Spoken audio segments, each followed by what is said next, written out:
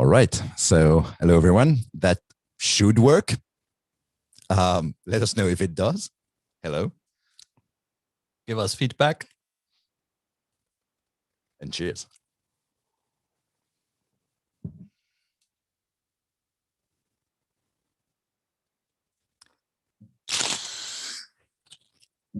This is the 1 year anniversary of Europa, the podcast. All right, the first people are saying hello, so I guess it works.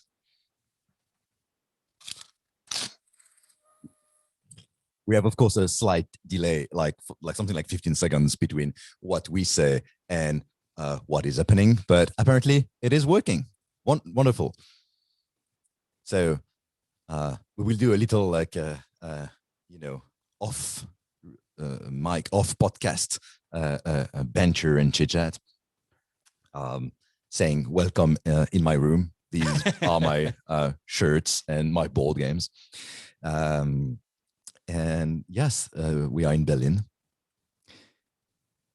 And I don't know what the weather was today. Apparently it looked good, but I taught a class all day, so I'm quite tired. So it looked cold, but it actually was quite warm. See, breaking news. Yes.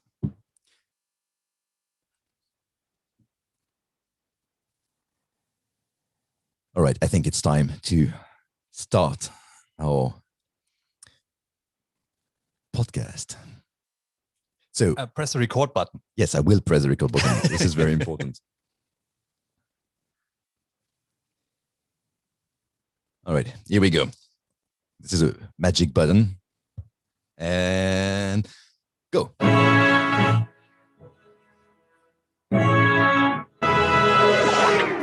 Seems better to miss such a good pudding.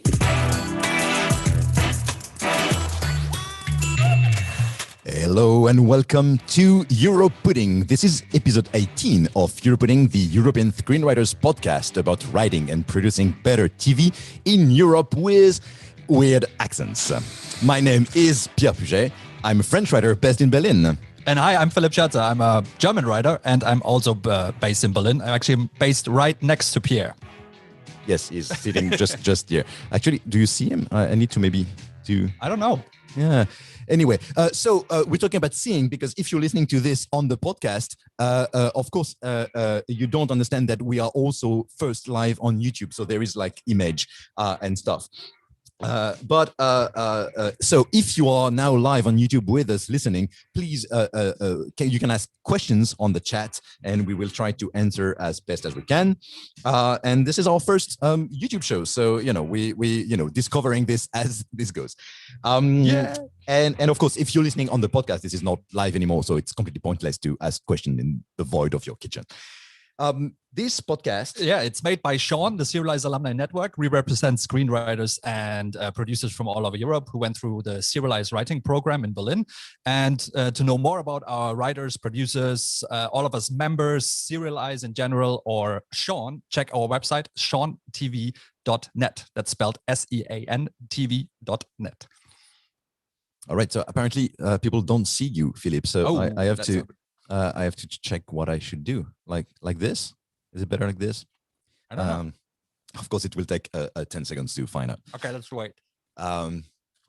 So SeanTV.net, this is where you can check what Sean does, read the bio and exciting life and beautiful pictures of our members. And this is also where you can leave us a comment. Okay, now I can do my stupid stuff. Yes. Then now... Because we have to celebrate today. Yes, so this is 1 year of doing this podcast. It started in the first lockdown. Yep. Exactly 1 year ago. And it's crazy. We've been in lockdowns for 1 year. I feel like feels like longer, to be honest. It's terrible. Yeah. But we're here for fun. We have beer today. Yeah, we have beer today. Yeah. So we have a few guests and we are going to talk about how to make it as a TV writer in Europe. It's a big program, so ask your questions if you have questions. And without further ado, let's welcome our guests. They're already in the waiting room. Yes. And here is Jana. Oh, Hello, and welcome in the pudding. So Jana Burbach, you are a German writer.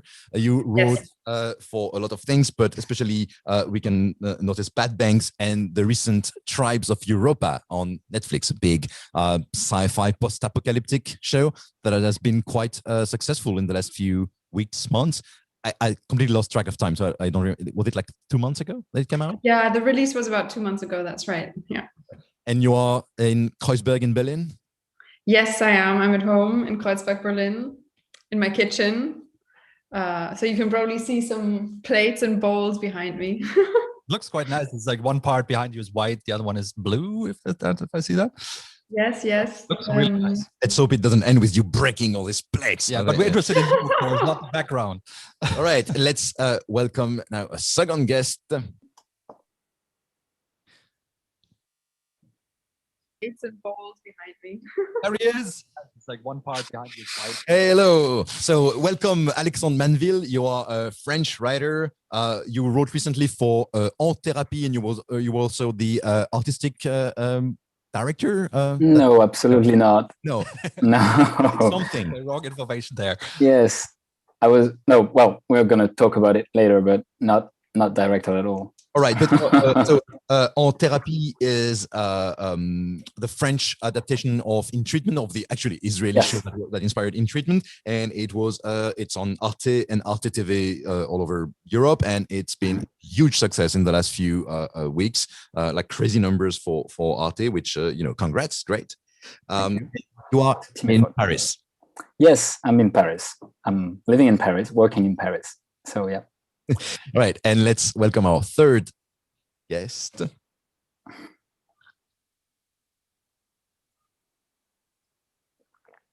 Hello, Joy. Hello, how are you? Joy C. Mitchell joining us from LA, and just got up very early to be in this Europening Live. And so you actually started like a career in Germany, actually working for Deutschland 86. And recently you wrote on Bridgerton, the huge hit on Netflix, romance, sexy, Victorian glamour. Which is everywhere in the headlines. So thank you for being here. Yeah, of course. Thank you for having me. Happy to bring some LA sunshine. What time is it in LA right now? It's 10 o'clock. Or 10 a.m. in the morning. That's okay, I guess. Yeah, it's not so bad.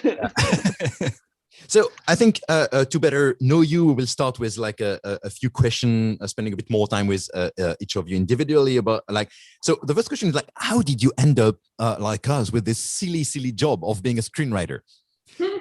What happened there? Most complicated question in the beginning. Yes. So Jana, like what was your like your trajectory?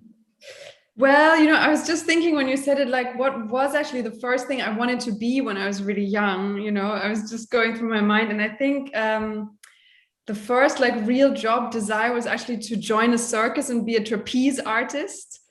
So that obviously would have been like much more physical, at least, now I'm sitting at my desk all day.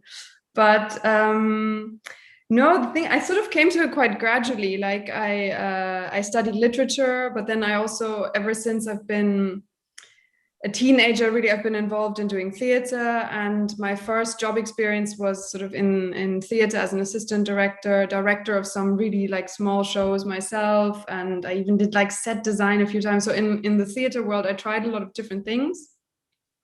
But I also have to say that my whole life, I've always been writing a lot. So I started writing, like keeping diaries quite young. And I recently, when I was throwing away stuff, I found some of my first stories when I was like really little about an octopus who made a friend who was a crab or something. So anyway, I think that, like the storytelling has always been there. But yeah, I started working in theater, and then eventually I noticed that I really like enjoy the writing part of all the different things that I did. And in the contemporary theater scene, actually, there's this sort of move away from traditional storytelling. In fact, it's actually in theater, you're talking about a post-dramatic age. So the traditional drama of 3 acts and a central conflict and a character with a goal and a clear antagonist is sort of like really passé. So anyway, like where I was working, it was all about improvisation and performance, and putting not even actors on stage, but real people who are talking about their own biography and who needs this whole like classic storytelling. Anyway, so I sort of felt like maybe it wasn't the right place for me because I really like the traditional storytelling and dramatic storytelling. So I started wondering maybe around 9-10 years ago now, like I started wondering, well, maybe I would be better off in film and television. And then I did like a first, like some first attempts at short films. And I did the Drehbuchwerkstatt München, which is like a script writing training program, which you can do part-time alongside your work. So at that time I was still like working in theater, but like trying to learn how to write a script. And and then it was sort of clear for me because I really, really enjoyed it. So it was really clear for me that that was the right thing to pursue. And then I did Serial Eyes, where I met Pierre and Alexandre also did Serial Eyes. So it's obviously like a great program that also led to a lot of work. And I haven't looked back since, although I do sometimes miss theater and the rehearsal process and stuff. But especially this year, it's better to work in TV than theater, unfortunately. Oh God, yeah. For our theater friends. Yeah. It's lucky there. What about you, Alexandre? Like what kind of what started you up? Lost Highway from David Lynch. I was at the movies and I said I want to do that. I don't know how, but I want to participate into this kind of giving emotions to audiences. And then I went to medical school that I failed because obviously it's not a job, writing the movies, everything. It's quite complicated for parents to understand this. But then eventually I did a film school in Toulouse, south of France, where I learned how to do a lot of stuff. Well, I built the sets, I did sound mixing, editing, all the jobs very badly, but I learned how to do everything, the basics actually. And then I wanted to be a director. I directed my first short film in film, and it was a fuck up. Sorry for the but and then I actually the only thing that you can do, and you're just responsible at first. You think you're the only one responsible for it is writing. It's just you're alone with the page, and you can do in the subway, at home, everywhere. And since I was doing it from the age of 15, 14 or something like that, then I went to Paris, willing to be a screenwriter. So it was really I wanted to create stories and to be part of this dream kind of. And I had my first experience in animation, because in France the animation business is very strong. So you got to find the in your country the way-ins. There's always some easier way to sneak in, to put your foot in the door. And in France it's animation, but there are other way-ins, but this one was quite nice. And then after 2-3 years, it was in 2013, I went to Berlin because I was a bit tired with writing for 7-13 minutes top. So I wanted to move to drama and write longer stuff. And then it was great, actually, Berlin, and for a year, and writing my first drama scripts. And then, the rest is, going up every year. And so, yeah. Okay, great. Joy, don't be afraid, though I already told YouTube that this was not for children. So if you feel some F-bomb coming, it's fine. Yeah. Sorry. My bad. Okay. So, Yeah, Joy, all what good. about you? What was the spark? Yeah, I mean, for me, I kind of like Jana said, I've been writing like my whole life. Like I read a lot as a kid. I went to the library a lot. I watched a lot of TV. I had a single mom, so the TV was sort of like my babysitter after school. And then when I got to high school, I went to a high school where a lot of people's parents actually were actors and producers and directors. And, you know, I was just like, oh, this is a career you can do. Because I kind of just always wrote for fun. Like I wrote a novella when I was like 10. Like I was always writing like short stories and stuff like that. And but I didn't realize probably until high school that people actually make money doing that. And then I went to USC where I studied journalism actually and music industry, because I thought I wanted to be like the kid from Almost Famous, like the journalist on the road writing these long like features about music artists. And I got to do some of that in college, and then I did it all through college actually, and then I kind of got burned out. Like I was like 4 years of doing school and like going to like concerts and tour buses and award shows, and I was like, okay, that's enough. So then I ended up working in, I actually ended up working in music for a bit, but then I realized like I would not get to go on the road. I was in management, artist management, and I realized I wouldn't get to go on the road, but I would be stuck in the office while everyone else was on the road with like Justin Timberlake and Janet Jackson and people like that. And I was just in the office and I was just like writing in the office. Writing like a novel. And then I was like, you know what? I need to like give writing a shot because I don't want to be stuck in this office like forever. So I decided to apply to grad school, and I went to graduate school in Boston at Emerson College. And luckily they have I thought I wanted to be a novelist, but then I got there and I took a screenwriting. I took my like, it was my second screenwriting class because I had taken one at USC just for fun. And then I took another one at Emerson and just like kind of fell in love with screenwriting because I realized I actually really love writing dialogue a lot. And so, yeah, from there, I just was like, okay, this is, how can we work in TV and just leave, I won't say leave music in the past. Like I'll always happily write a music-based show, but it's like, let's leave music behind and focus on writing as a career. So that's kind of how I ended up there. And can you tell us what brought you to Germany?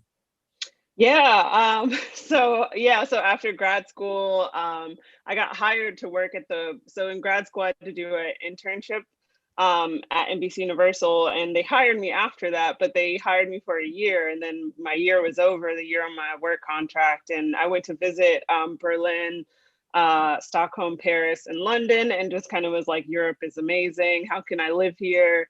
And then decided to move to Berlin because visa-wise for an American, it was the easiest place where you don't have to have a traditional job and you don't have to be married to a citizen. You can just move there like as a single professional person, just who wants to live there like as a freelancer or artist. So that's kind of how I ended up in Berlin, because they embraced, like the artist visa and the freelance visa.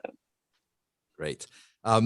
It's interesting what you said about like knowing that this can be a job. We talked about that before with other guests in previous episodes of the podcast, and I think that's a really interesting question. Like, how can younger, even as children, how can people be aware that what we do is actually real and exist, and not scare parents? I think that's a It totally was difficult in my family, I have to say. I mean, lots of like employed people, I might say, in various areas, but to actually to make myself like a freelance writer, that was actually not that easy. I think it's also tricky with writing because it's not visible to the public, because I think, the obvious thing that everybody sees are the actors. So also like when I was younger, like my first idols were like actors, and then earlier I think you get a notion of the director who directed it. Okay, that's this style and this style and this style. And I think a lot of the other professions are somehow at least in the public eye, not as celebrated, which I think is also problematic, and also definitely in Germany still leads to the fact that writers are sometimes like the importance of good writing is sometimes underestimated or like undervalued as a profession, I think. But yeah, it's sort of a visibility issue, I think. Yeah.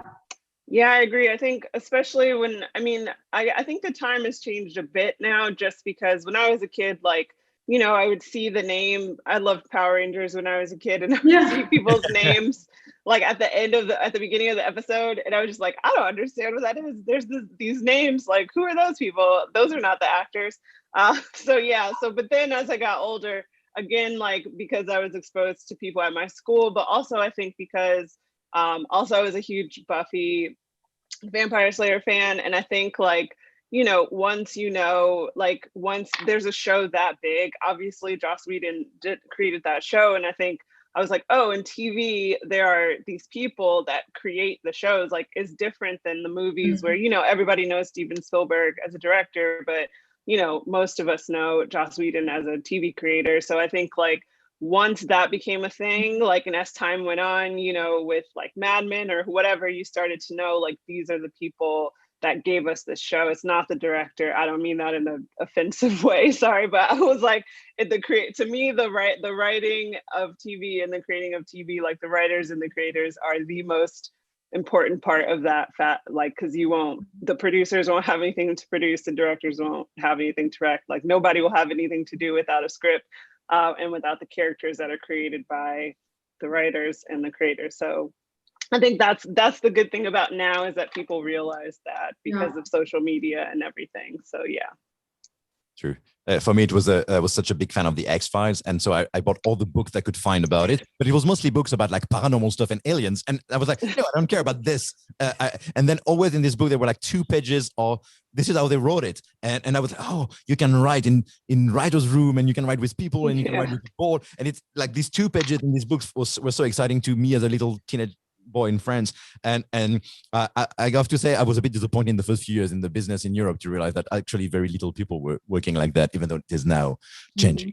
Talking about that, let's go to the next question, which was how did you get the last big job you did? So like what was the process? Like how did you got that job and credit and writing gig?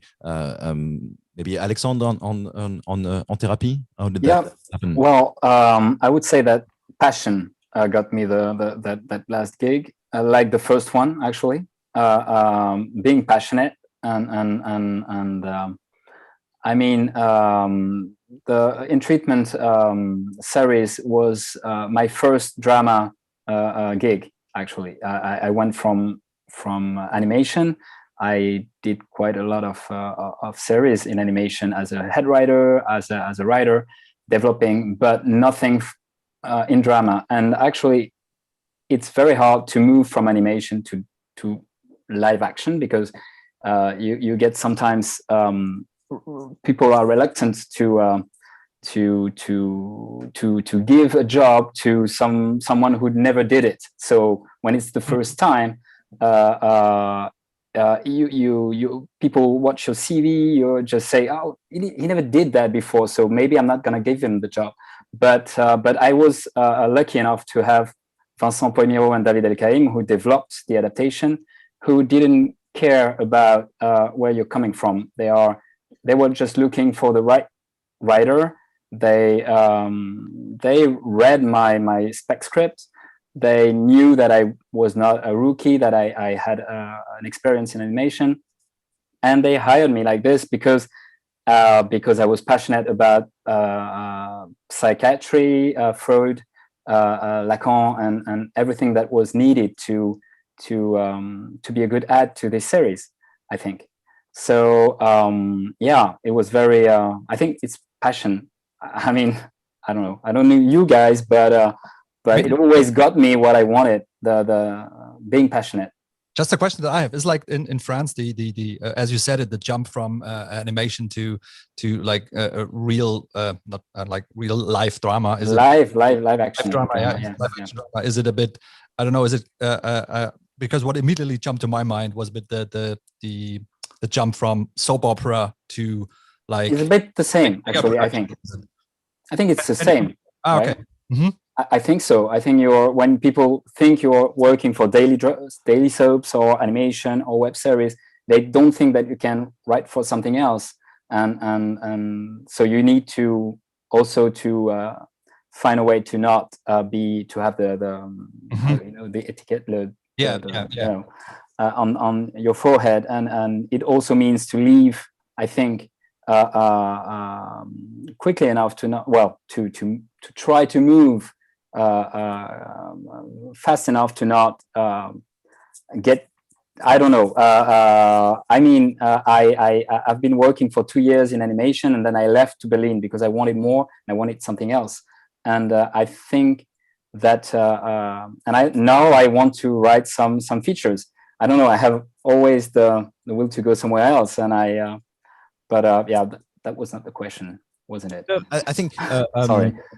Can you tell us a little bit, because on Thérapie you have 2 credits, right? You are a writer and something else. Can you explain this something else? Okay. It was complicated to get from the producer that something else.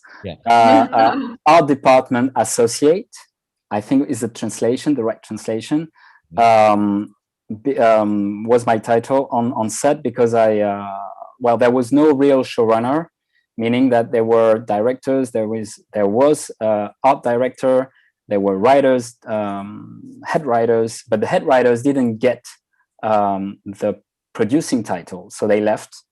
And then there was a need for someone to coordinate these 35 scripts when shooting and when talking to the 5 directors.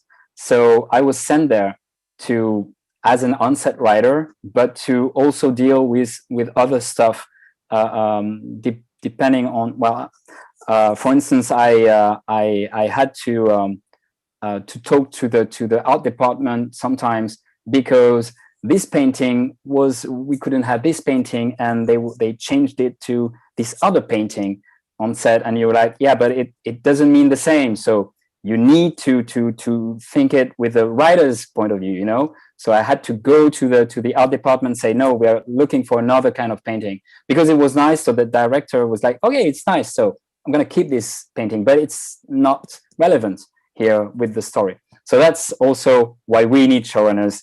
I wouldn't have been the right showrunner, because I wasn't the head writer. It was a very big show, but my head writers should have been at some point in my shoes, doing my job, but with the real authority to do so. Well, they didn't, so I was there, not having real authority on people, but doing my best to save stuff that could be saved, and that led me with the art department associate title, and in the end,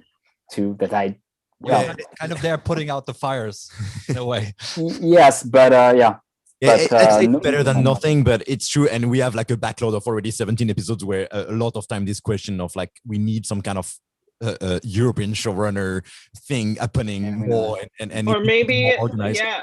Or maybe go ahead. I was going to say, or maybe in the American system you get titles, so you write an episode and you're in the writer's room, but also, like for Bridgerton, I was executive story editor, so you get titles. There are different titles, so there's staff writer, story editor, executive story editor, producer, co-producer, supervising producer. All these are writers that are also like working in other capacities, so you know what your like sort of title is when you go to set or whatever, to help produce the episodes or the show. So Europe doesn't have that, and I think that's something that hopefully will maybe change. I know some production companies are maybe resistant to it, but I think it really helps having the writers involved with the show throughout, like, or at least like the head writer involved throughout, because it makes the show better. Like I think so. So yeah.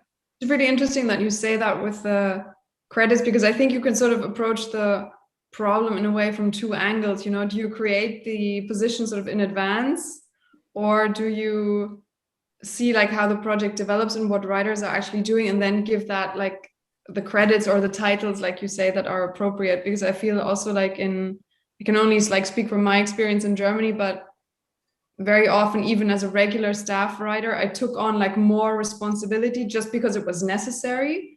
Even if it wasn't like contractually agreed before, it just sort of ends up being like, oh, damn, we do need someone to actually coordinate the scripts or sort of make sure that the overarching stuff over all the episodes makes sense. Or we do need someone to like a writer to talk to the art department, but then often these positions are not traditionally like named and titled, and so but then you also end up being sort of reluctant to doing it because you sort of, really, is that my brief? Is that in my contract? Yeah. Should I even be doing this? Yes, I should be doing it because I always do whatever I can to make the show as good as possible, but you always have this weird nagging feeling like, you know, you're doing more than you're supposed to somehow, or than you're being given credit for. Yeah. How was it for you, Jana? Did you get different titles then in the course of it, or how? No, like not really, but there are, I would say, like on almost all the shows that I've written for, I did like a little bit more than what the title suggests. Just like because of what I was describing, no, like I'm always about the projects that I do end up choosing. I'm very passionate, so I will always do what I see as necessary, or, you know, if I'm given a certain responsibility, I'm not reluctant to take that responsibility. But it's interesting that it was always almost like extra on top of, just like to give an example on Bad Banks. There was like a lot of research necessary, obviously, like before we even wrote the scripts, but also Christian Schwocho asked me to help him with his directorial research leading up to the shoot, really like sort of helping from like drawing information like from the banking world that would influence like how he talks to the actors, how he briefs actors, how like the look of the show is determined.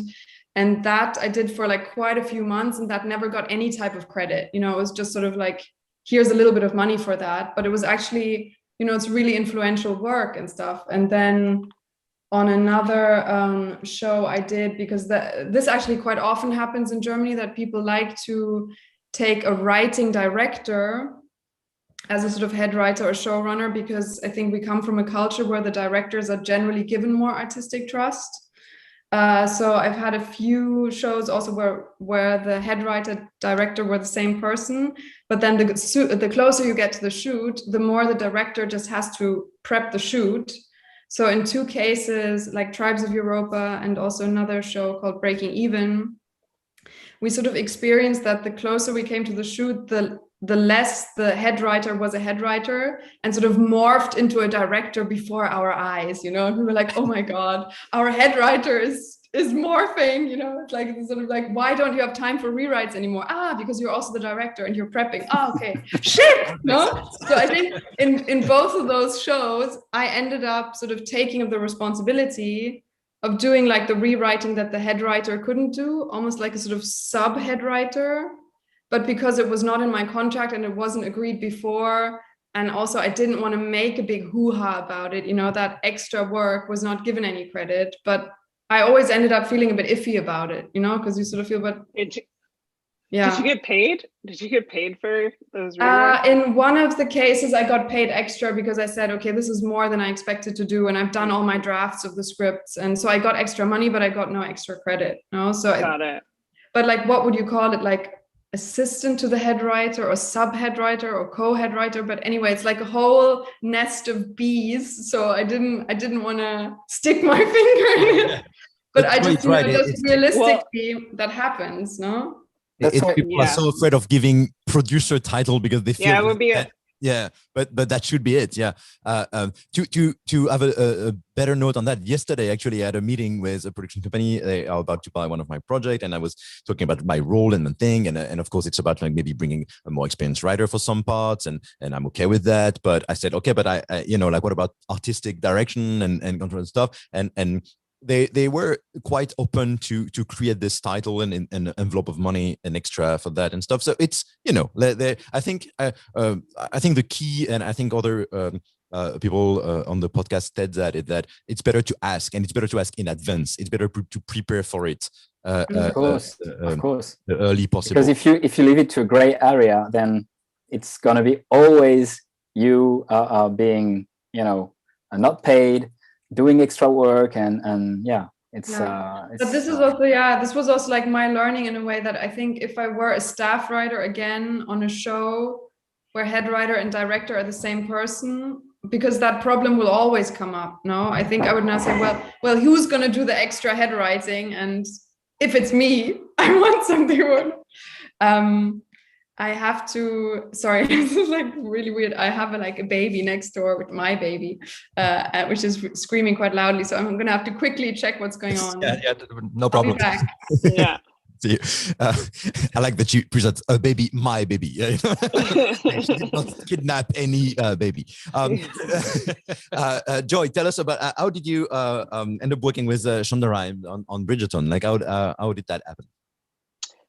Yeah, so it's like pretty, I guess, a boring story to me, but it's like not exciting really. It's just that I had agents here in LA, because I have UK agent and LA agents, and they just introduced me. Like, they sent over my script to Shondaland, and I went in for a general meeting, which is just one of those meetings where you go and it's just more like a meet and greet and not about anything in specific, really, just to getting to know you meeting. And then I did that, and then because I came to LA for a couple weeks to do meetings, went back to Berlin.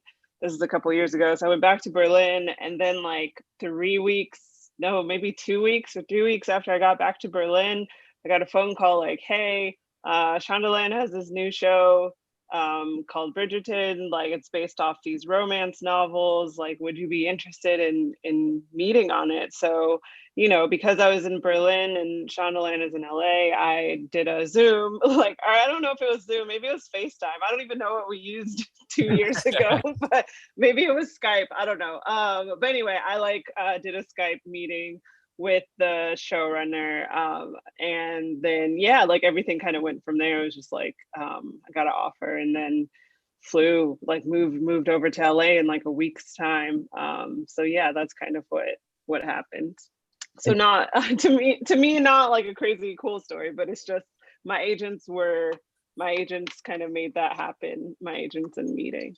So the question is the script that got you, this interest. Was it a spec script? Was it a script you wrote for Deutschland 86? Like what? Oh no, yeah. So in LA, like for the most part right now, if you're trying to staff on an American show, or even like in the UK too, for the most part, but I think especially in America, they want to read original pilots. So if a pilot you wrote on spec, or it could be a pilot. I had written a pilot that was set up with a production company in Germany, and I had sent that to them to read. So it was original material, was not a spec script of an existing show. So I think they just want to see what your voice is, because a spec of a existing show is you copying somebody else's voice. But just a question that I have before Bridgerton, how did you get the job on Deutschland 86? Yeah, see, that's the sexy story. No, it's fun. No, it's the cool story, not sexy, maybe, but like cool in a fun way. Like, so basically, when I moved to Berlin, like I didn't know anyone at all.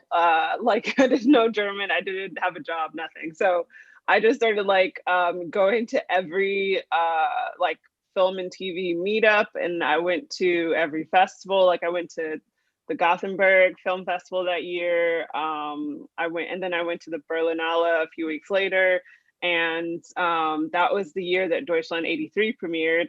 And Anna Winger and Jörg Winger, the executive producers of Deutschland, were on a panel called like TV, like international TV drama or something like that. And I went to the panel, like I had gotten the accreditation for the Berlinale, and I went to the panel, and at the end of the panel, they just had a Q&A part, question and answer, and I asked a question, just said, hey, I'm from LA. I worked in TV before. I just moved here and I'm a writer. Like, do you think, there's a place for me here? And they were just like, talk to us after. So I did talk to them after, and then ended up getting coffee with Anna like a week or so later. And she had asked to read my spec script. I had written a spec script of the show Shameless So this was years ago, but yeah, so I had written a spec of Shameless, and I had written another original pilot like for myself. So she read those two, and then we got coffee, and then she was just like, well, if we get another season, I want you on it. I was like, what? I was like, okay. So yeah, she's great and wonderful. So it was like, that's the fun, like Steven Spielberg story that would never happen in LA. Like, I feel like I got discovered in a coffee shop, but it was the Berlinale. It teaches us to always ask questions in panels. Yeah, nobody asked a question. That was the thing. I was like, in LA, it's a lot different. This is when the cultural thing helped me, because in LA, everyone lines up to ask lots of questions at panels, and like swarms around the panelists at the end. But in Germany, like nobody asked a question. And then at the end, everybody just like calmly left, and the panelists are there. And I was just like, okay, like I'm gonna go just talk to them. So I think, networking, networking is not, I think networking is a good thing. Like when it comes from a genuine place and you actually have something to offer, and you're good at your job, like it's not a bad thing to go talk to people that you might be able to work with. I think that's an excellent segue to our part 2. See, I plan. I have all my buttons. It's live. It's it's very professional. So the part 2 would be advice for young writers, especially in Europe. And I think already I heard having writing your own pilots, showcasing your voice. Networking, asking questions at panels. So let's go about that. But like first, we have a question actually in the YouTube chat, and so it's a question that asked by Bea Belli. Some of you are working outside of your country. Could you expand on how it was to change country? Was language a big deal? What kind of opportunities are actually out there in Europe to cross over? And I would add a question I had prepared to that is, if you could move, where would you? And is it easy to work in a different language, or do you see possibilities more in cross countries European projects, or more local, smaller projects? So who wants to? It's a different. I mean, Joy is the only one. I can answer. Yeah, I can answer that. So I think for me, when I moved over to Berlin, like it's funny because my original plan was to write spec scripts, send them back to LA, and then move back to LA and work. But then I met Anna and got on Deutschland, and I stayed. So I think for me, I ended up working for someone who we wrote, that writer's room was in English. And we wrote in English, and the scripts got translated later into German. So it wasn't so much of a problem to write a show over there for me because of the show and because of the creator and the producers of the show. We were doing it in English, so that was fine. I don't know. That's the only show I've worked on in Germany, like as a staff writer. So I don't know. I'm sure, I mean, maybe right now there are other creators in Germany who are doing things in English. I don't know, because I didn't work on any more shows in Germany. I ended up working more on shows in London, actually, because I had a UK agent, and I knew that like language wouldn't be a problem, but I could still live in Berlin and still write TV. So that's kind of how I dealt with that situation, was to go look for work in the UK, and which I knew would be in English. And it was weird being at the premiere for Deutschland because it was all in German with no subtitles, and my German is not that great. And I was just like, oh, people are laughing. That's great. I don't know what the joke was, but I wrote it apparently. Yeah. Like it was very, like, it was very, I wrote it. Yeah, I'm just like, I don't know. But yeah, so that's how I got around it. And I think as far as places to live, like, you know, I mean, if I'm new and there's a difference between new and getting started and kind of where I'm at now. So I feel like, honestly, like I could live wherever, especially now because of Zoom, and like fly in if something's in production or a room needs to be done. But I think if you're getting started, I think I would do LA, London, Berlin, maybe Paris. Like I would go somewhere that has a big film, maybe like Copenhagen, I don't know, but just go somewhere that has a big film and TV community and, you know, has some things going on. But yeah. No, I agree. So I have also this experience of like I've been in Berlin for almost 6 years, and I still do some work for France. Actually, I worked in Belgium before moving to Berlin. So even though I'm French, but I started actually working more for France when I moved to Berlin because through festivals, and also a lot of the TV festivals are in France, so it's easier to meet French producers. And it's true that the distance, you can do a lot of things by email, by Zoom. Especially now, it has been now completely become the norm. But even before the pandemic, I was already doing it without too much problem. And it, of course, was easy to go to Paris. Like I was going maybe once every 2 or 3 months, just to have some meetings and maybe some work and I hope it will come back to that at some point. But I also work for some German companies doing like writers' room who happen to be in English because the showrunner, for example, wants a more like diverse room of people from different countries. We did like a show. I did a show about heist and crime, and so it was good because there were a lot of writers from Germany or other European countries, especially like Eastern European countries, which was important in the story. And it was fun because it's true there is a big community of people from all over the world here in Berlin, especially even in the writer community. I don't work in German, but I have actually 1 or 2 development for German companies for projects that are a bit more European, like maybe projects that idea story that can travel or can be between 2 countries.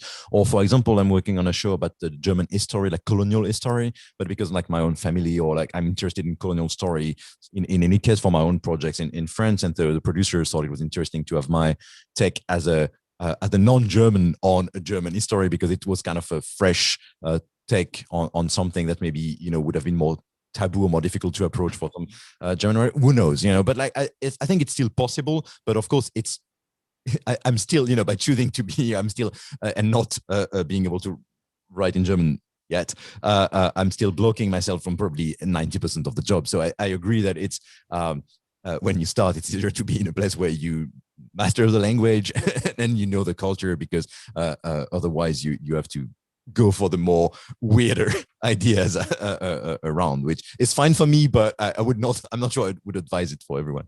I think it's, just even from a practical point of view, if you, like, let's say if the show ends up having to be in a certain language, like let's say just for example, like it ends up having to be in German, and 1 or 2 of the writers in the team don't speak German, that means it will end up having to be translated. So it's just a little bit of extra work. And I think, just like you were saying, Pierre, that just means unless a writer is really, really right for that room and that project, it's just like that extra bit of work. So it might make producers a bit more reluctant. So if someone is really just starting out, it's probably a bit easier to get work in your own language that you command, but it's not impossible. I've also had examples like everybody said, like the other way around, where the room was in one language and then it got translated. Or now actually, because for Netflix, for instance, for Tribes of Europa, like the show, all the writers were German native speakers, and the show was supposed to be like 80% German at the end. But because the Netflix developers, like the team from Netflix that we worked with, don't speak German, everything had to be translated anyway, just for them to give feedback. No, so I mean, you have all kinds of language madness now, so it's okay. I mean, right now I'm the French translator consultant on a new Netflix show, 1899, by the creators of Dark, Jantje Friese and Baran Boada. Ooh, that's exciting. Yeah, it's very exciting. I'm looking forward to that one. Yeah, it's fun, and I'm going to be on set soon in 2 weeks. Which I'm really looking forward. I'm gonna fangirl on you, but it's fine. Yeah, and it's completely crazy because the show is in many languages, and it's they knew it was going to be difficult, but they did not know how much it would have been difficult to deal with all this. But it's really fun at the same time, and I really applaud the ambition. I'm very confident in my capacity to write in English, but I'm still glad that we nowadays it seems fine for people producers in Germany or in England to hire a non-native speaker to still write in English, especially for big international shows. So I think that's it is moving, and I think especially something like Netflix or Amazon, who in any case dub everything in most countries, Yeah. it becomes less and less of an issue. Yeah. It's kind of And also, Yeah. it's not that big a deal to do a dialogue polish at the end. You know, I've had that also, that you worked in English, although several people maybe like it wasn't their mother tongue. And then we sort of agreed, you know, like maybe somebody needs to polish the dialogues at the end, so it sounds absolutely like correct in the sort of like the idioms and everything. But that's also, you know, a lot of different things are possible, I think. Jana, how was it for Tribes of Europa that you said like you had to translate the scripts anyway for like the people at Netflix to give feedback? Did you have like was there like a writer who got hired specifically? I think because it always had to be translated very quickly, because we didn't want to lose too much time, you know, because this was like for all the working process on every draft, just so they could give feedback. So I think speed was of the essence. So there was actually like a translation agency where several translators were working at the same time just to get it translated as quickly as possible. And there it wasn't so much about style and you know, having like the beautiful line of dialogue at the end. It was more like so that they could read the story and understand the story and then give feedback on the story. So I think the translations were always like there within a week or something, or sometimes even faster, which was like crazy. Thought you were gonna say you use Google Translate or something.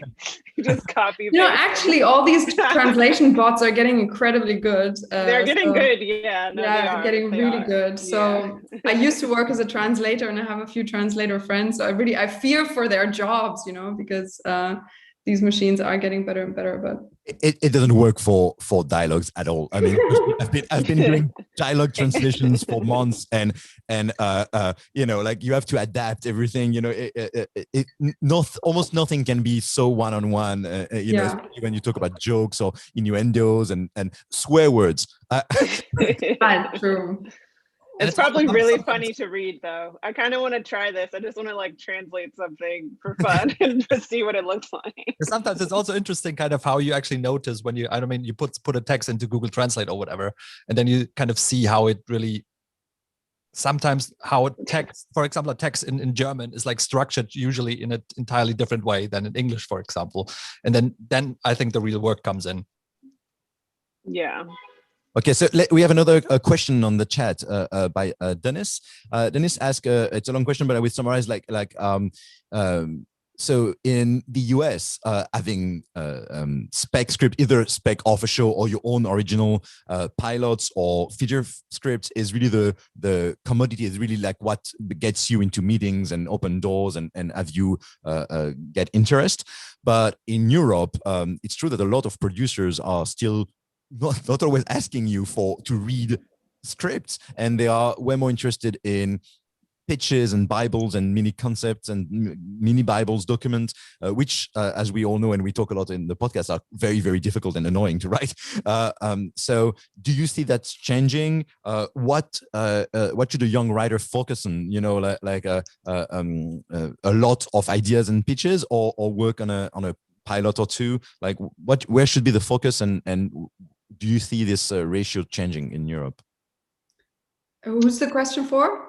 Yeah, I mean, I just wanted to say quickly that I think it depends a little bit whether you have a writing credit already, because I remember like when I hadn't written anything before, people did want to see writing samples. But I feel almost like when I had like one writing credit in Germany, only one, you know, people sort of assumed that I could write. And then it was suddenly more about the ideas, like, you know, just send us a short pitch, and I'm actually surprised that very often I'm not asked for a writing sample, because I'm like, surely, you know, you should read writing samples. What's wrong with you? Yeah. But I sort of feel like that people don't ask for that, at least in Germany, not so much if you have writing credits already, but they did at the beginning. So I think if somebody is just starting out, would be my advice, have some script, even if you, also people don't like to read that much. So if you have 10 really good pages, it's probably enough, you know, because they might not read a whole script anyway, but I would say you do need to have some script pages with actual scenes and actual dialogue. Yeah. Do you have the same experience, Alexandre, because you nodded along? Yeah, I nodded because producers won't read a pilot. They won't read 50 pages just to see if you're the right person for the show. And that's a shame. I mean, I know that showrunners will read the pages that the agents give them. They will read it to see if the writers fit or not. In the US, because maybe as a writer, like we appreciate more how individual or what a big difference it makes, like what is actually on the page. No, because when I was once like lucky enough to be able to staff a writer's room, I read like writing samples from everybody, even if I didn't read the whole script. Sometimes after 20 pages or so, you're like, okay, I get it. But it's so important. No, it's like, it's crucial. Yeah, I mean, you can't know if you're gonna. It's a problem, because the people deciding of who's gonna be staffed or here and there are the producers in Europe. They are not. Well, they are also the head writers. But when you begin, no one knows your name. So the people who will kind of let you in could be the producers, and they won't read the pilot. So you need to go to the agent and have if you wrote that spec script or that pilot, they will read it. And that's their job, actually, to see if there is someone behind this. And that's what's happening in the US, right? Am I wrong? Or when you go to an agent, you have two scripts or prep. You have the spec script and the original pilot to see that you have a voice and that you can copy another voice. I think it's an interesting difference. Yeah, because in America, even if a lot of people actually get their first staff job in America without agents, sort of like how I got mine in Berlin by this wild way. But I think you do want to have, it's super important to have at least 2 writing samples. They can be 2 original pilots. They can be original pilot and a feature. It's less necessary to have a spec script unless you're applying to the Disney Fellowship or Warner Brothers Fellowship or a fellowship program. Then they still require spec scripts, I think. But yeah, like when I was in Europe, for the most part, the only time I got asked for pitches, is if I was meeting to pitch a producer, right? So it wasn't like, hey, we want to put you on this show. Can I read a pitch? It was more like, hey, we're looking for show ideas. What ideas do you have? Those are two different things. Like, if you want to put me on your show, I can't imagine you putting me on your show without reading my script to know if I fit into your writer's room, if my voice is what you are looking for. Because then I think you end up on a show. You could end up on a show where you are wildly not the right person to be writing that show or those characters. If you haven't read and they haven't, like, everybody needs to read. Like, you hopefully get to read the pilot and they get to read you, and it's like, it's like dating or something. I don't know, but you need to make sure that it's like a match. But yeah, as far as pitches go, like, I never, unless it was for specifically like going in to meet with someone and I just would tell them verbally ideas, that was all the pitches. Writing a Bible for a producer just to give, I would absolutely not.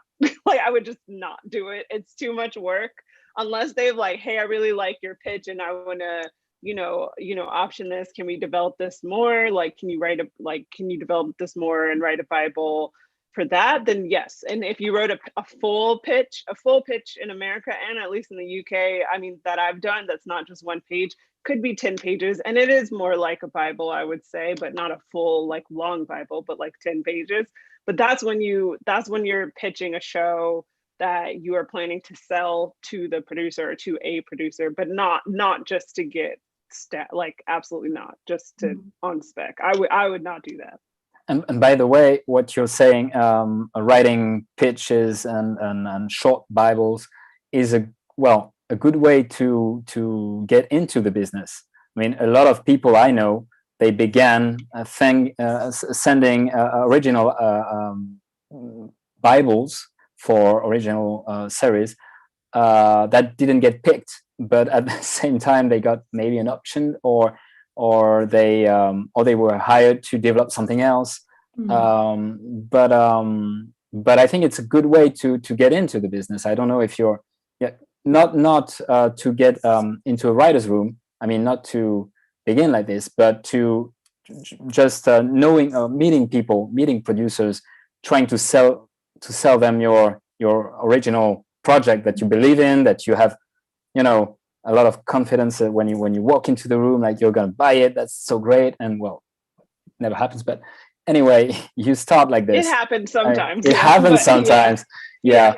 But sorry. I mean, this is basically how I paid my rent for the last 8 years. I basically sell ideas because I always saw myself as the crazy idea guy, and I know that a lot of them are not going to, are not getting made. But it's true that it got me recognition for in a lot of companies, and that I can pitch. I love to pitch. I love to bring new ideas and brainstorm stuff. And so I think it's very undervalued. So it takes a lot of effort and to write this concept, and you don't sell that or option that for a lot of money. But still, this basically paid my rent with the silly ideas in my head. But basically, maybe if I would travel in time to me 15 years ago, I would probably advise myself to, maybe take 2 years to try to staff on a show, try to write some procedural cop show or some soap,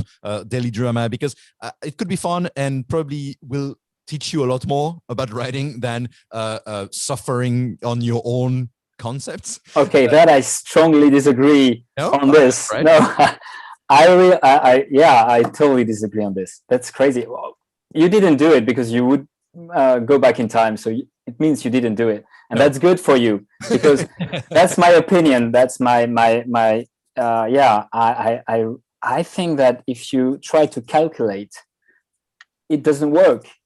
I mean, you need to be honest. You need to be passionate again. I don't know. I mean, you could also staff on something that you quite like. Yes, that is different. It's a different tone. There is something to be said for gathering experience. Although I completely agree with you, Alexandre, that I don't think one should go about, because anyway, it's a sort of passion job. If you just want money, you should do something else. Absolutely, you should be a lawyer, or I don't know. I think you should. I think every writer should follow what they're interested in and intrigued by, because otherwise the ideas don't come, and the emotions don't come. But I think there is something to be said for if there's a show that maybe isn't, the show you've always dreamed about writing for, but it's a show that you find decent and good, and you can staff on it. And maybe it's not exactly your original voice, but you somehow find something that you can bite into, that you find interesting. Then I think it's good experience to just write scripts very regularly and rewrite, and also to get used to I think it's a different kind of frustration than with concepts. With concepts, it's also hard just to get the right idea. But I think with the scripts and the rewrites, it's like having the stamina to just keep going with all the feedback and stuff. So anyway, I think there are different types of learning. Yeah, I think those are two. I guess what I'm saying is, for this, I think what I'm hearing or realizing is that there are two things. There's staffing and then there's development, right? So it depends on you, for any young writers or people just getting started. I think it's just important to, when you're getting started, know what your ultimate goal is. Some people are just happy to go on a staff, write staff jobs, just get assigned an episode or two and just know what the episode is and go write that. Some people are happy to do that. I know writers like that who just want to write other people's shows, their episodes on those shows for their whole career. I know other people, self-included, who want their own shows, who are happy to create pitches and pitch shows to producers, because the ultimate goal is to be a writer, producer, and be a creator, right? But then I think both of these things can inform each other. Like Jana was saying, you learn so much you learn how to create and how to produce and all these things from being on staff. So they both feed each other. So there's no reason not to do both of them. And I think it just depends on what your ultimate goal is. Because I know people here in LA and in Europe who just want to develop shows, pitch shows, because that's what they just want to create, and they do not want to be on someone else's show. That is what they want. Then I know other people who are happy to just staff on shows because they are just want to keep staffing, and this is more steady paycheck perhaps. And it's just like, so it just depends on the person and what you value and what you want out of your writing career. Like, but so, yeah. This means that you have a career already. You began it already. If not necessarily, I don't. People starting. Do you know people, writers, friend of yours, who started in the business just willing to be part of some writer's room of a show they don't even like, but it's fun and it worked? Yes. Yeah. Starting in the business like this worked. Yeah. How did it work? I mean, I'm amazed. It does. I know lots of people who did that. Did it that way. Sorry. I think that's also the difference. Sorry, but between the US and Europe, in a sense that this. I think it's a great summary that you just did, Joy. And I think but the new thing in Europe is that now we can also choose to staff, which also was almost not possible except for a few daily shows until 10 years ago. Yeah. So the fact that now where more and more shows are using writers' rooms, are using more writers to write episodes, it's still not most of the shows, but it's becoming more common. And I think now this choice is a real choice in Europe, which was not the case when no, I get you. One thing that I think is interesting though, because we're just talking about this in like the different roles also, like whether you're developing your own stuff or staffing, and I think it's really important to be how do I put this, or at least like, because I teach like writers room workshops sometimes for young writers as well, and this question always comes up, like what do I do if I'm a staff writer? How do I cope? Actually, this is always the question, how do I cope with not being in charge? Because I think we are all quite individualistic, and we all want to have our original voice, or that's like, I say all, but I think a lot of people, the dream is to be the one, and so I get very often asked, like, how do I deal with not always having my way, or somebody else is my boss, but it's creative work and it's so personal, and how do I survive this injury to my ego? And so I always think like, well, there's a joy also to celebrating teamwork. And I also think, because I've staffed quite a lot, you have to choose wisely what you staff for, like if you have choice, obviously. There's also something else, which is you need to pay your rent, which I completely respect. But if you have choice, I think write for something you love.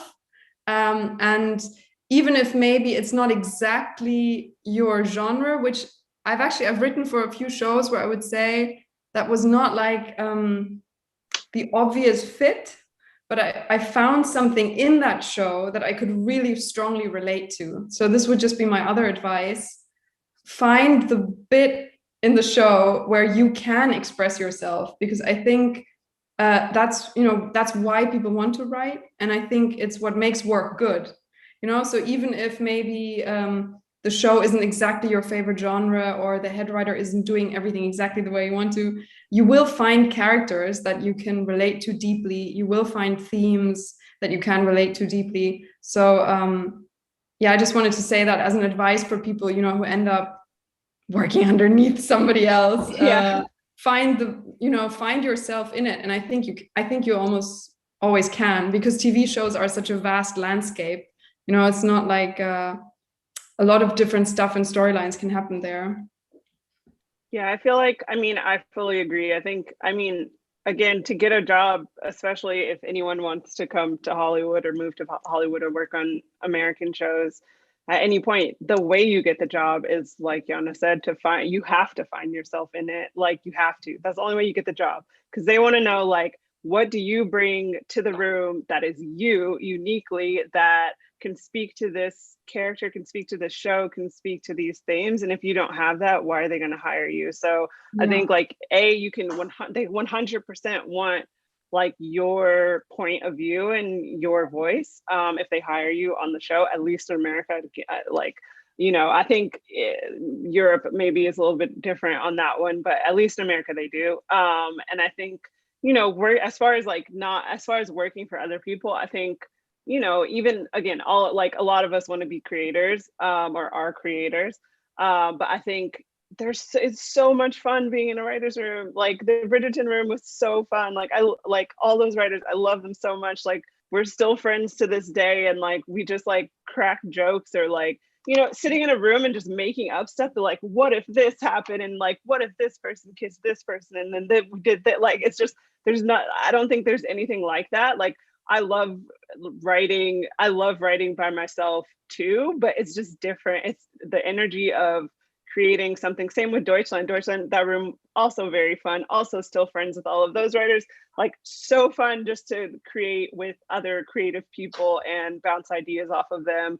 And they all of us have unique point of views and experiences, and like to contribute that to the show and the characters.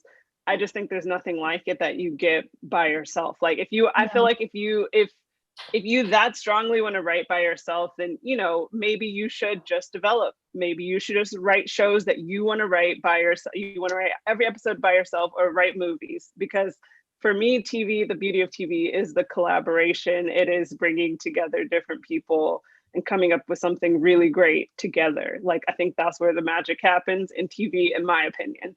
But, I think if you are that heavily author centered, then, write books, develop your own shows that you will write for yourself and hopefully get made, and write movies, because that feels like if it's that important to you, to your ego, to be by yourself and not collaborate, then I think in movies there are other issues in movies, but yeah. Well, then you need to direct. I think you're so right about that. I think just as a footnote, to what you've said, or like in addition, I think that it's also a little bit of a cultural thing, because the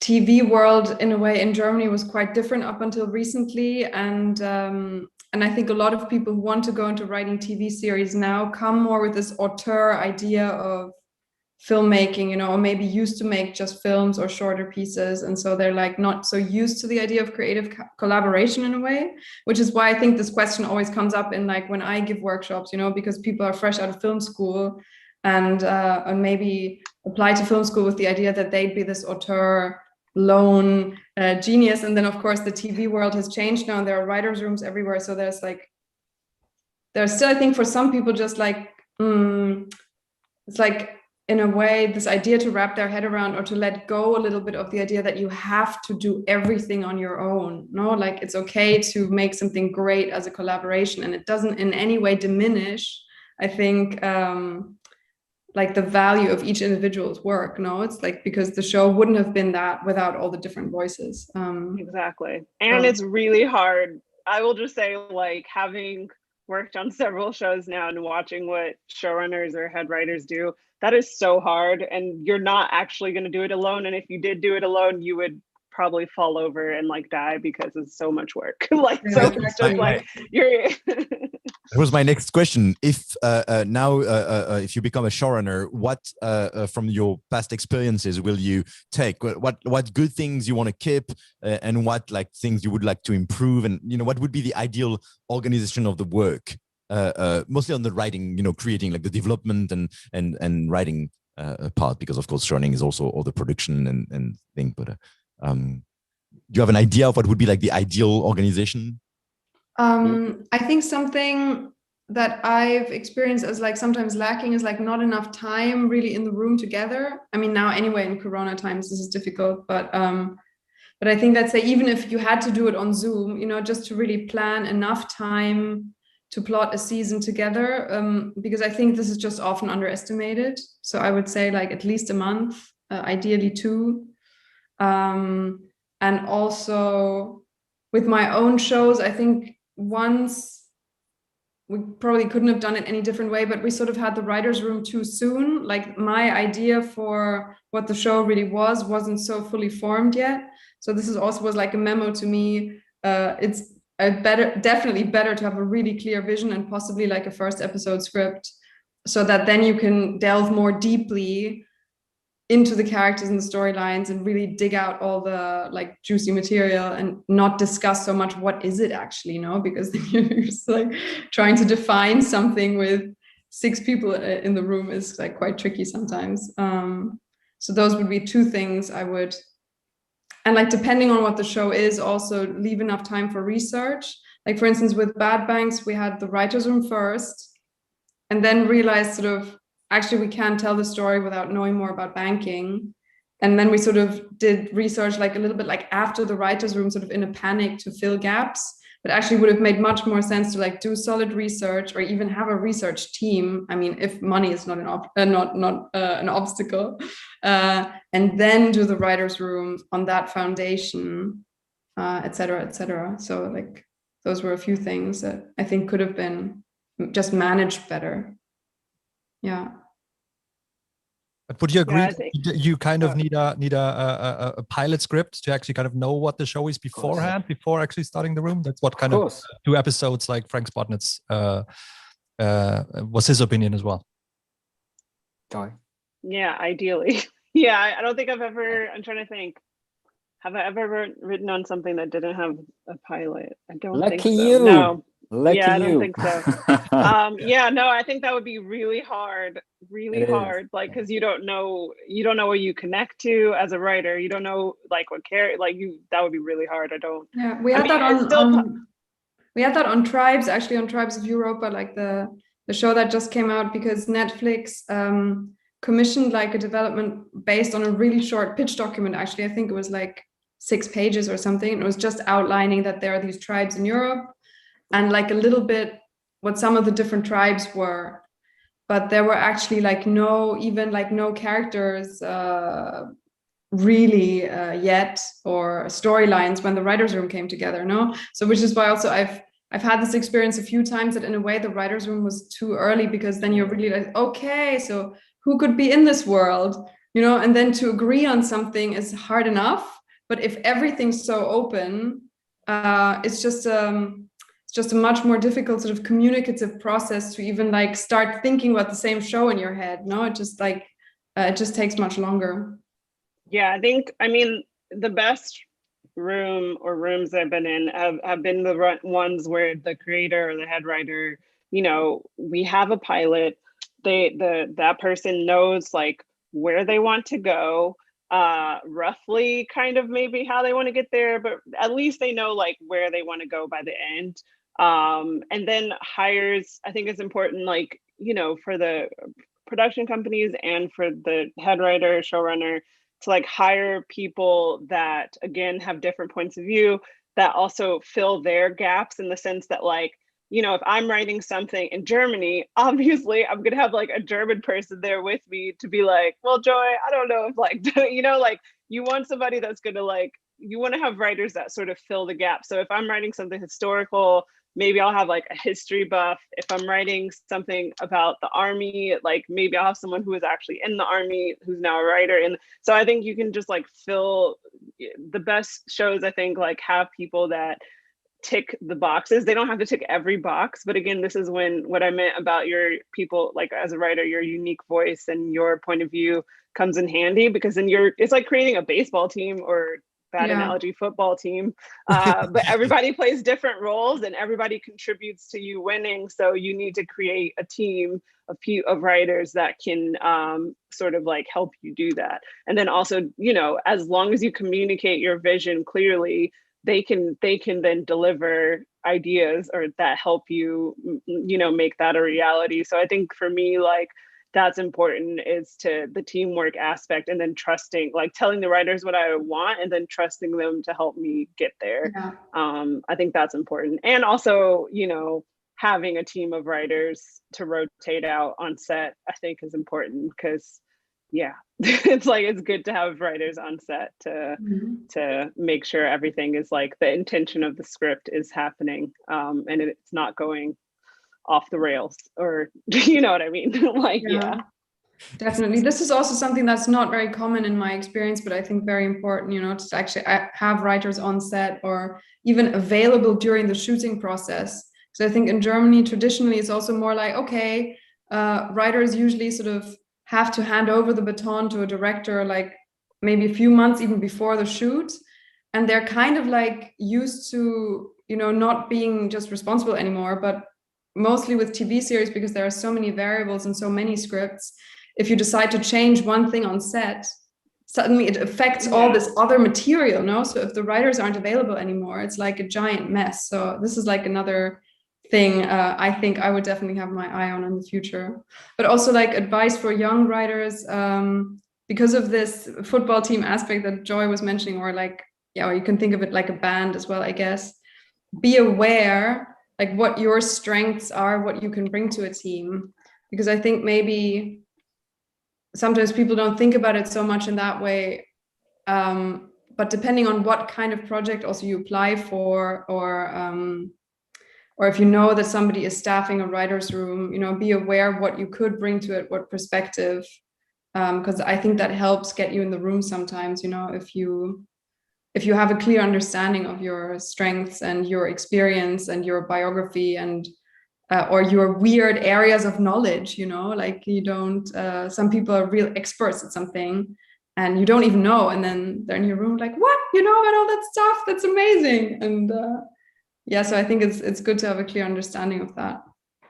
And at the same time, I would say also that you have to that's what I believe, that we all start as bad writers and we get better as we write. So when you begin, if you think that you're not good enough, you won't be able to grasp what there is to grasp and to get in. So I really think that we young writers need to just never give up, and whatever what the head writers or the people will tell them, like, you don't know how to write, there is no conflict, blah blah blah, and then you get to learn this while writing. So I mean, I don't know what I'm saying this, but it's it's a complementary. Well, anyway, it was kind of one of my main realizations I had as a teenager, I have to admit, is like that it's actually in the rewriting. I had this like for a long time as a child and whatever, I had this kind of things like, can you write or can you not write? And then I wrote something down and it was not good, and I was like, no, I can't write. So and then at one point it's like, okay, I have to just write it again. It was just, I don't know. It took me a while to actually get there, I have to admit, but it was so, at the end it was so simple. But sometimes you have these kind of walls in your head sometimes, and it's I actually heard this once in a different podcast, and I can't remember who it was, but somebody was talking about like talent and success and like how to make it in like any kind of creative job. And that guy was saying that at the beginning, like if we want to go into a job, it's because we love certain things, like we love certain films and we love certain TV series and we have taste, and we have this good taste and we want to make stuff exactly like that, but maybe we don't have the ability yet. So he said at the beginning, like the gap between your taste and your actual abilities is really big and really painful, no? And he said most people stop because the gap is too painful for them. But if you keep just doing what you love doing, then you can eventually, like close the gap, and maybe you never get all the way there to write like your idols. But he does say that the gap does close, and most people just stop before they've even had a chance to, in a way. And I think there is definitely a lot of truth in that. Experience is important, and just to keep going. That's what makes you a writer or not. Well, sorry. That's a question, Ira Glass. Joy, you had like last advice for. Yeah, I was just gonna say really quick, two things to those points. One, embrace, I call it the vomit draft, but just that first draft is going to be horrible no matter what. We all have horrible first drafts. Like, just embrace it. And then like you keep writing, like everyone said, because it's just going to, and then the second thing was just, I think if you just keep in mind your own voice, again, like even if you have people you look up to, that will come through in your natural voice, but don't worry about like copying them or like she said, closing that taste and ability gap. Don't even worry about that. I think if you just worry about just writing the most authentically you script you can possibly write, it will be great just on that alone. Like think about like Josh Schwartz created the OC, like that was his first show and it was great. Like, so but it was like authentic to what he could write. So I think don't worry about your idol so much. Just worry about being like authentically you. And that would be my last thing. Yes. We have just one quick last question on the chat. How do you deal with procrastination? Oh dear. Well, I think to some extent it's a really necessary part of the work, no? Because you always hit these kind of mental barriers, because again, like creativity is hard, and like you can't have ideas all the time. So I think when you hit a barrier, it's kind of natural to want to distract yourself and do whatever you do when you procrastinate, jogging, dishwashing. And I think sometimes when you're doing something else, the ideas come or the solutions come. So I think to a certain extent, people just shouldn't worry about it so much. Like, you don't have to be productive all the time. Of course, if you're procrastinating all the time and you never get anything done, then I think, you might think about like ways of like getting a routine to like, okay, even if it's not good, I'm going to write at least 2 pages every day. But I think, again, that's just if like the procrastination is really extreme. But I think a little bit of procrastination is healthy. That's the beauty of writer's room. I'm sorry. I just wanted to say, coming back to what Joy said about the vomit draft again, if you embrace the vomit draft and embrace that kind of the first version of your script or your Bible or whatever is going to be bad, then it kind of takes the pressure away as well. Yeah.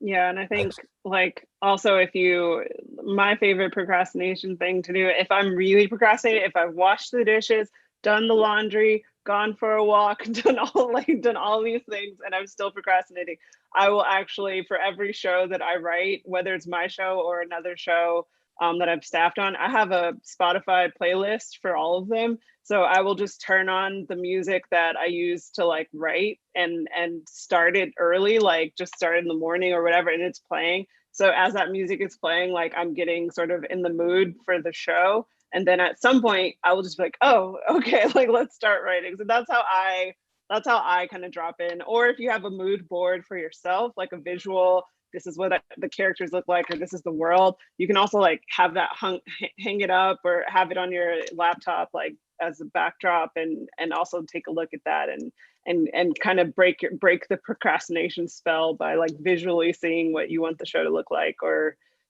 with music. So that's how I get past it. Like, I also think sometimes if you have a block or you're avoiding something, it helps me also sometimes to ask yourself like questions about the story again, because sometimes we get stuck in a lot of like details, like plot holes and logic, and I don't know how to resolve this conflict between all those characters, and I think oftentimes, like when it's confusing or cloudy or messy, it helps to like take a step back almost and just ask yourself questions about the show again, like what really would like move you in that episode, or what is the character really after, or how do you better express that, and sometimes almost like examine the like material, or examine is such a technical word, but like just ask yourself or ask the characters like the basic fundamental like story questions again that are also like emotional and that interest you, and sort of to get out of that sort of like confusing headspace sometimes. Alex, you were saying about the writer's room help not procrastinating also. Yeah, well, when you write in the writer's room, then you cannot procrastinate. You're just here from 10 to 5, and that's a quite a way to solve the issue. But when he was saying, or she, I don't know, when you have a deadline looming in the dark, I think if you have a deadline, that's the best way to not procrastinate. I mean, we all at one point had no deadlines and procrastinated a lot, and then there was the deadline that is for yesterday, and then you're just working your ass to make it happen on the page. So, I mean, the question was already contained the answer. True. I mean, I also like sometimes force myself to go right next to, so I call a friend, like, can I come work near you, like in the same room, not on the same thing, we don't talk, but like the fact that or in cafes when cafe were a thing, so that also to feel like someone is checking on me, and I have to work because people are watching me, and also the Spotify playlist, I do that too, and it's really help. Well, Thank you. I think that's all the time we have. It was really interesting to have you. Thanks again for being with us in the pudding. Jana, thank you. Joy, thank you. Alexandre, merci. Thanks for taking the time in our anniversary episode. Thank you for inviting us. It was really fun. Thank you. Yeah, super fun. All the best. All your shows are Tribes of Europa is on Netflix. Bridgerton is on Netflix, and Thérapie is on artetv.net. Arte.tv. Arte.tv, yeah, and it's quite available in a lot of European countries. So check all this out. Thanks again, and all the best in your career, and stay healthy. And we didn't talk about the pandemic, which is great. Have a great evening. Thank you, Pierre. Okay, bye. Bye. Bye. All right. This is now we will do the natural conclusion of the show, which is me thanking sponsors. And here we go.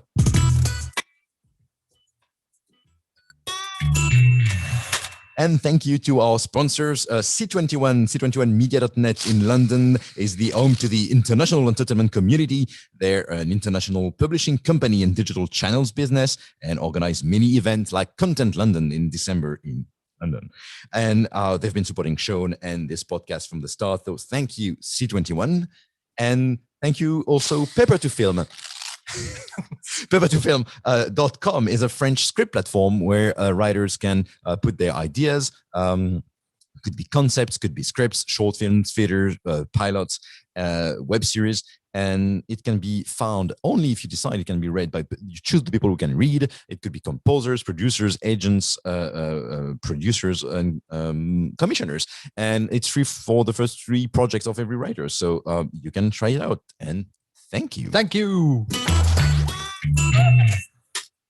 All right, that's it. I see a few more questions I could not answer, but we can answer in the chat right now. And we can maybe make another episode about it. We can try. So the question that Scriptwala is asking is there some space for South Asian writer from India and Pakistan in US and European rooms? I would say it depends on what language you write for, if you are ready to move or not. Of course, post-pandemic, I would say, of course, in the UK, if you speak English, if you write in English, of course, in the UK and in the US, that might be easier. I am quite, like I said, I am quite of an exception that I can write in English or French, still living in another country, but it demands some kind of network and some kind of sacrifices on some project you have to miss. So I'd say kind of people need to be interested in you as a person, because like if you, for example, if you have English as a second language, I mean, your English of course needs to be really, really good. So it's kind of, it also becomes a matter of as Alexandre said, like being showing your passion about a certain project and all that. So it's kind of you as a person that people kind of need to be interested in as well, I'd say. Yeah, I say so. But I mean, there's always the exception, and so like if you really have the passion and believe, you can. I mean, you can try. One thing we didn't have time to talk about is festivals and networking, and I think there's more and more ways to pitch your projects, to show your face and your talent, and if you're a cool person to be around. Go to festivals, like there's like Cerimania in Lille, there's like the Berlinale TV series, there's like more and more a Syrian camp in Munich, Content London, if you can afford it, it's quite expensive, but there are these festivals all over Europe and the world, where it's easier to more and more easy to meet people and to pitch TV series projects. So that might be one way to get noticed, and if you have really good sample and original pilots, you can always try to send it to agents, and but of course I wouldn't know how people would approach this. I think if you have no network yet, I mean, it's a good idea what you said, to actually kind of go to these festivals when they're kind of on again, and you can kind of go there in person or meet people. Maybe it's even possible to do it online, because they do these matchmaking things as well, to actually get to know someone and then send your work. Yeah. But it's true that at some point, being able to meet, I know that especially like German and French people are really about lunch and meeting. So doing 100% online, even during the pandemic, might be not completely possible. When this pandemic will be over, it will be even more difficult. So it's tricky to do everything remote. I think I would not think this is completely possible, and I think that's what also Alexandre just said in the chat. All right, so this was the little parenthesis for the last question. We could not answer in the actual official time of the podcast. Thanks a lot to you listeners, people on YouTube, for being here and your questions. We hope it was fun and informative, and we will be back, not on YouTube, but I mean maybe one day, but we will be back soon with another episode of Euro Pudding. Thank you. And this is where I push the button to have the last music. Come on. Yes. And that's it for Europudding. You can send us comment and find us on all social media, Twitter, Instagram. Facebook, or at europudding.com. Yay! Bye. Yeah, we're getting better at getting that. Yeah. Yep. All right. Goodbye. Bye. We're still on, right? Yes, we are. Okay. Then bye again. And cheers.